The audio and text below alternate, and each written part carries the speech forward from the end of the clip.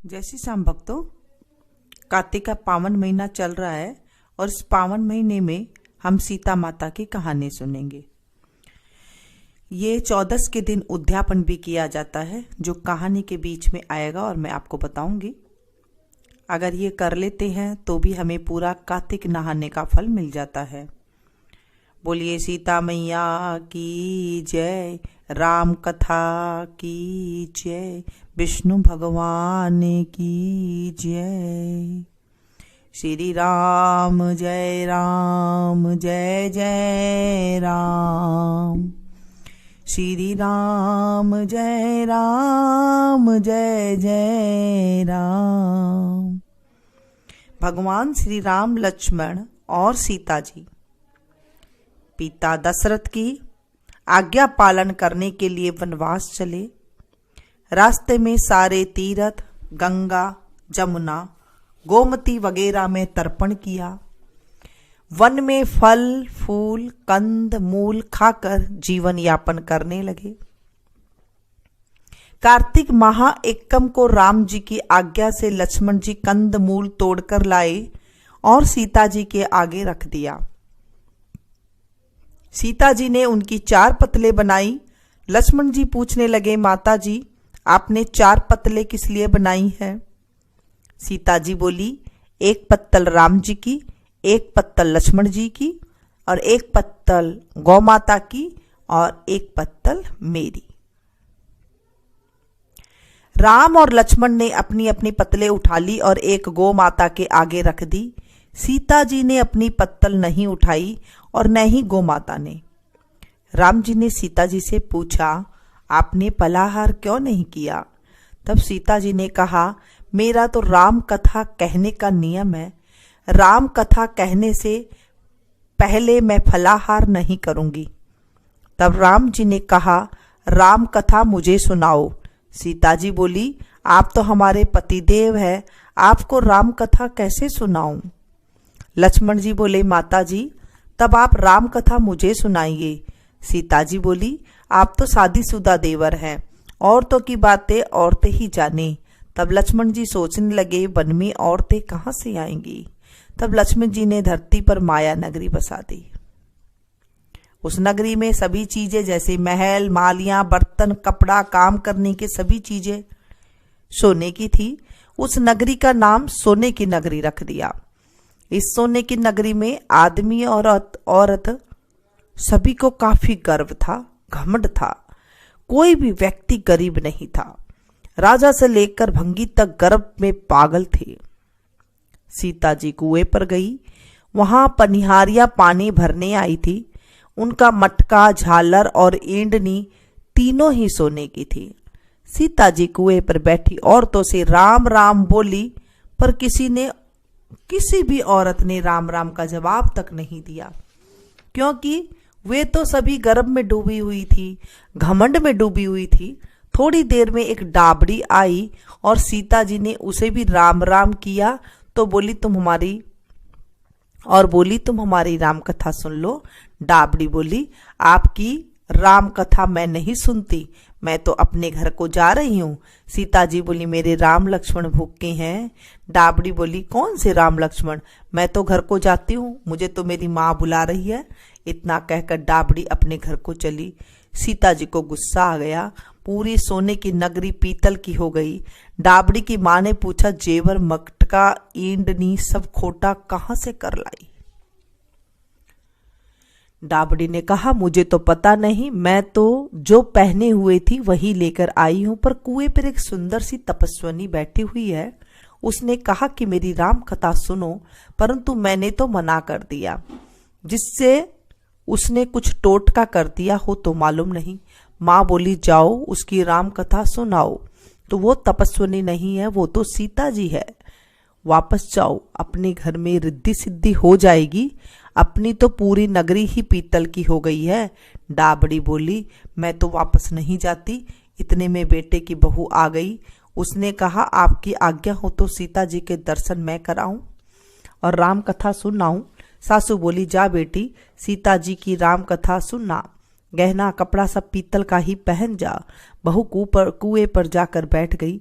खाली मटका पानी से भरे और फिर खाली करे। यह देख सीता जी बोली, तुम्हारे घर में कोई काम नहीं है क्या? बहू बोली, माता जी मैं तो सब कार्य निपटा कर आई हूँ। तब सीता जी बोली, तूने मुझे माता जी कहा है, यह सुन मेरा मन खुशी से हर्षित हो रहा है। अगर समय हो तो मेरी राम कथा सुन लो।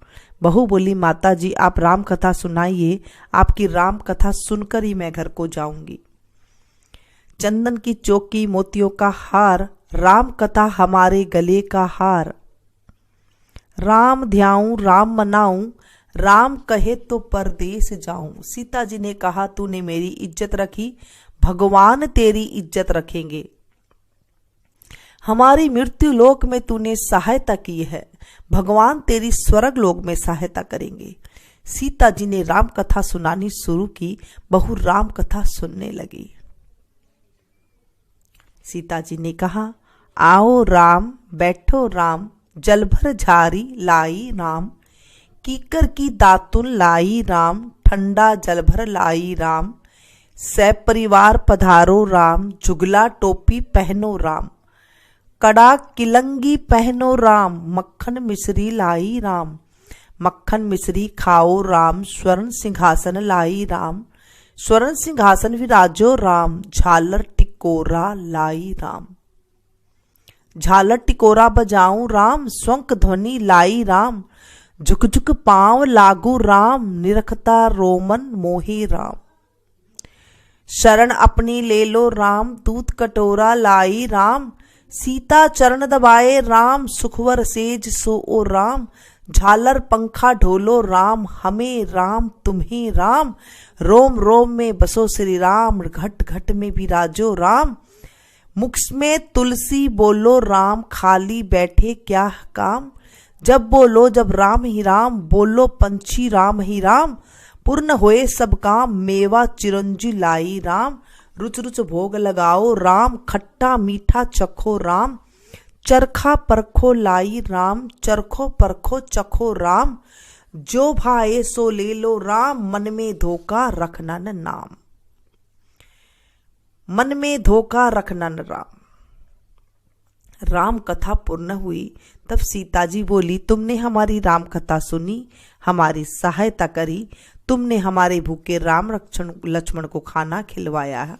भगवान तुम्हें सात स्वर्ग का सुख देगा। सीता माता का आशीर्वाद ले बहू अपने घर को जाने लगी तो सीता जी ने अपने गले का हार उतारकर बहू को पहना दिया। बहू अपने घर जाकर सासू जी से बोली, मेरा मटका सिर से उतारो। सासू जी बोली, हे बेटी, हीरा पन्ना का गहना कपड़ा मटका, सिर की झालर ईंडनी हीरा से झलमिला रही है, ये सभी चीजें तू कहाँ से ले आई? राजा जी सुनेंगे तो दंड देंगे। बहू बोली, मैं तो सीता जी से उनकी राम कथा सुनकर आई हूँ, इनकी कृपा से ही ये सब हुआ है। सासू बोली, ठीक है, रोज तुम राम कथा सुनाया करो। बहू रोज सीता जी के पास जाकर राम कथा सुनने जाने लगी।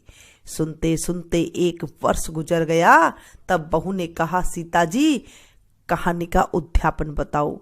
सीता जी बोली, 7 लड्डू, 1 नारियल लेना और फिर उनके 7 भाग करना। 1 भाग मंदिर में चढ़ाना, मंदिर बनाने जितना फल मिलेगा। 1 भाग तालाब में चढ़ाना तो तालाब खुदवाने जितना धर्म होगा। 1 भाग भागवत पर चढ़ाने से भागवत सुनने का जितना फल मिलेगा। 1 भाग तुलसी पर चढ़ाने से तुलसी की शादी करना जितना फल मिलेगा। 1 भाग कुंवारी कन्या को देने से कन्यादान करने का फल मिलेगा। 1 भाग ब्राह्मण को देने से ब्राह्मण को खाना खिलाने जितना फल मिलेगा। 1 भाग सूर्य भगवान को चढ़ाने से 33 करोड़ देव देवताओं को भोग लगाने जितना फल मिलेगा। कार्तिक के महीने में अब आप 10वीं से एकादशी से लेकर पूर्णिमा तक कभी भी ये उद्यापन कर सकते हैं। आप कहानी सुन ले, 1 साल सुनी है तो ठीक है, नहीं तो आप कहानी सुनकर हाथों हाथ भी इसका उद्यापन कर सकते हैं। बहू जल्दी जल्दी घर गई, 7 लड्डू और 1 नारियल लाई, उसके 7 बराबर भाग किए। 1 भाग मंदिर में, 1 भाग तालाब में, 1 भाग भागवत पे, 1 तुलसी में, 1 कन्या को, 1 ब्राह्मण को, 1 सूर्य भगवान को चढ़ाया। सूर्य भगवान चढ़ाने से 33 करोड़ देव देवता ने भोग लगा लिया। अब बहू फिर सीता जी के पास आई और बोली, माता जी मैंने सबका उद्यापन कर दिया। सीता जी बोली, अच्छा बहू अब बैठ जाओ, 7 दिनों बाद बैकुंठ धाम से विमान आएगा। सो 7 दिनों के बाद ही बैकुंठ धाम से विमान रिमझिम झिमझिम करता आया। बहू बोली, सासू जी विमान आया है, आप भी चलो। सासू जी बोली, बहू मैं अकेली कैसे जाऊं, अपने ससुर जी को भी ले लो, अपने माता पिता को भी ले लो, भाई बंधु कुटुंब कबीले को भी ले लो, अड़ोसी पड़ोसी को भी ले लो। बहू ने सबको विमान पर बिठा लिया। विमान फिर भी खाली रह गया। इतने में ननद आई और बोली, भाभी जी मुझे भी विमान पर बैठा लो। माता जी ने देखा विमान में जगह ही नहीं है। बहू सीता जी से बोली, माता जी हमारी ननद रानी को भी बैठाओ। सीता जी बोली, तुम्हारी ननद घमंड से भरी हुई है और हमारा विमान कच्चे धागे से बना हुआ है, यह टूट जाएगा। नंद बोली, भाभी जी मैं यहाँ अकेली रहूंगी तो मुझे सांप बिच्छू खा जाएंगे। भाभी जी बोली, अपनी करनी आप ही भोगो, हम अपनी करनी से सीता माता के साथ जा रहे हैं। इतने में बहू अपने पति के साथ विमान पर विराजमान हो गई। यह देख नगर के सभी लोग इकट्ठे हो गए और पूछने लगी, बहू आपने ऐसा कौन सा धर्म का कार्य किया है जो सब लोग सीता जी के साथ विमान में बैकुंठ धाम को जा रहे हैं? आपने रामायण पाठ किया था या गीता का पाठ किया था या कोई अखंड पुण्य किया था जिससे कि स्वर्ग से विमान लेने को आया है? बहू बोली, मैं तो केवल सीता राम से राम कथा सुनी और उसका उद्यापन किया। नगरी के लोग कहने लगे, बहू हमें भी राम कथा सुनाओ। बहू ने सबको राम कथा सुनाई। राम कथा संपूर्ण होते ही पूरी नगरी में सोने की हो गई। बहू बोली, जो कोई राम कथा सुने उनको भी उतना ही फल मिले, जो कोई सुनाए उसको भी इतना ही फल मिले जितना मुझे मिला है। सभी नगरवासियों ने राम जी की जय जयकार की। सीता जी ने सबको विमान में बैठा लिया। विमान स्वर्ग के रास्ते में चल पड़ा। स्वर्ग के 7 द्वार अपने आप खुल गए। प्रथम द्वार पर नाग देवता सामने आए। 7 द्वार पार करके बाद विमान स्वर्ग के नीचे उतरा। जब विमान स्वर्ग से नीचे उतरा तो 33 करोड़ देवी देवता बहू से पूछने लगे, तुमने ऐसा कौन सा पुण्य किया, कार्य किया जिससे कि स्वर्ग के 7 द्वार पार करके हमारे पास आई हो? बहू बोली, मैं तो सीता माता जी से राम कथा सुनी और उसका उद्यापन किया। 33 करोड़ देवी देवता बोले, हमें भी राम कथा सुनाओ। बहू ने सबको राम कथा सुनाई। बहू ने कहा, राम ध्याऊं राम मनाऊं, राम कहे तो परदेस जाऊं, और सारी कथा सुना दी। सभी देव देवता सीता माता की जय जयकार करने लगे। आप भी सब मिलकर बोलो, जय श्री राम कथा की। बोलिए सीता मैया की जय। इस राम कथा को आप एकादशी से लेकर पूर्णिमा तक कभी भी इसकी शुरुआत कर सकते हैं सुनने की। आज से ही आप इसे शुरुआत कर सकते हैं सुनने की, और सुनने के बाद 1 साल बाद एक नारियल और 7 लड्डू लेकर के आप इस तरह से चढ़ाएं। जहां पर भी भागवत हो रही है वहां पर जाकर आप इसे चढ़ा सकते हैं। अगर आपको कहीं भागवत नहीं होती हुई मिले तो आप मंदिर में जाकर के भागवत पर चढ़ा करके आ सकते हैं।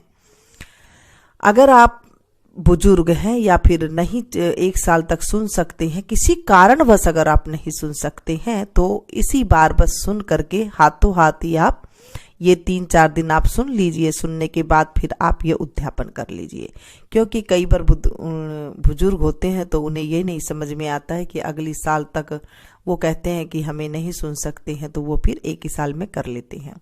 अगर आपके पास टाइम है, आप निभा सकते हैं, तो 1 साल तक इस कथा को आप पढ़ें तो आपको जो है, सुने इस कथा को आप, तो आपको पूरा फल मिलेगा जितना सीता माता को, जितना उस बहू को सीता माता ने दिया था।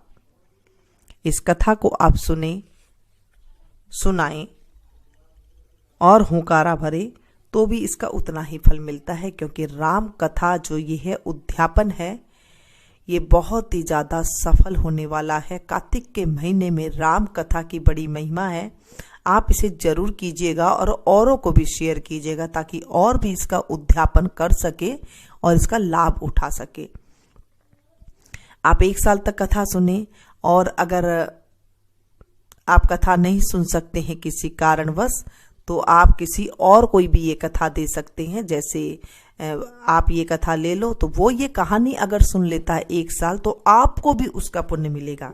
जैसे मैं आपको लोगों को बता रही हूँ और आप लोग ये करेंगे तो मुझे घर बैठे इसका पुण्य मिल जाएगा। मैं भी चाहती हूँ कि आप लोग भी जब ये कथा किसी और को सुनाएं और वो करेगा तो आपको भी घर बैठे पुण्य मिलेगा। क्योंकि जब हम किसी को अच्छी बातें बताते हैं तो हमारे जीवन में अच्छा होने लग जाता है। जैसे बहू ने, सीता माता ने बहू को सुनाई तो बहू का अच्छा हो गया, फिर बहू ने जब नगरवासियों को सुनाया तो नगरवासियों का अच्छा हो गया। ऐसे ही जब हम सभी को सुनाएंगे, आप इसे ज़्यादा से ज़्यादा शेयर कीजिएगा। व्हाट्सएप पे, फेसबुक पे, जहाँ पर भी आपकी जानने वाले हैं वहाँ पर आप उन्हें शेयर कीजिएगा ताकि और भी इसका फ़ायदा उठा सके। मिलती हूँ फिर से एक नई वीडियो में नई जानकारी के साथ। तब तक देखते लिए आप लोग मीनू संगीत। Thank you. जय श्री